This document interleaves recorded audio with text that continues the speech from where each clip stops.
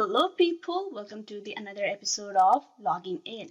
For this episode of Logging In, I will be guiding you through the process of how you can log in into the online banking of Santander Bank. Now for that, you open the web browser on the PC that you have been currently using. Then open a new tab and on the search bar you type in santanderbank.com and press enter. This will result in the search for the official webpage of the bank. Now for you to get logged in into your account, you need to click on the login option over here on your screen at the right side. Click on it. This will show you the extended box where you will be able to log in for the account.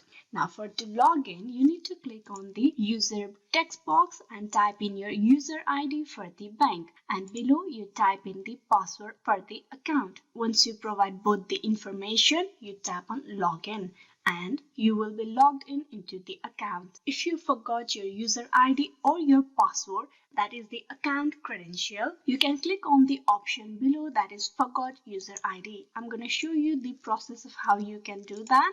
I'm going to open a new tab. For you to recover the user ID, there are three-step process. Here you need to provide the identification, that is your social security number, and then date of birth. For the second, you need to go through the verification process, and at the end you will be able to recover your user ID of the banking account. Similarly, with the forgot password option, click open.